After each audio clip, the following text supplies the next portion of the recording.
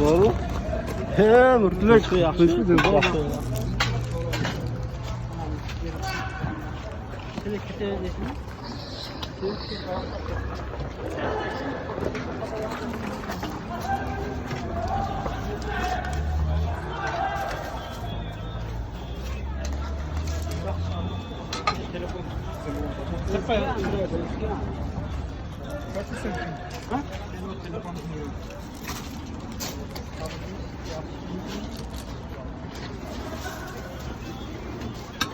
Başka, lakin bandı manındayım. Yemeğe bölgeyim bundayım. Ha, bölgeleri bunda. Kime gel? Şunu. Yan dön. Allah. Ha? Ne gideyim?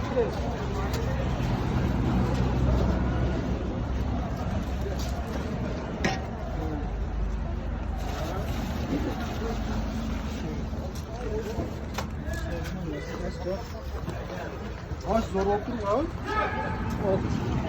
Haydi. Hemen aşağı bakacağız.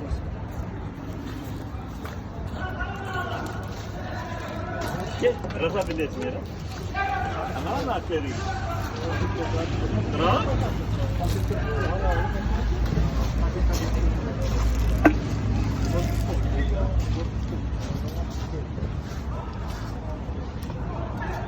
Müşteri turbaysın var özüm. Hadi. Ha. Biz mi? Son toplumu. Ha. Çocuğumuz veresiniz de getireceksiniz. Ya bu oğlum Son doğru. hor siz diyor mu sandı?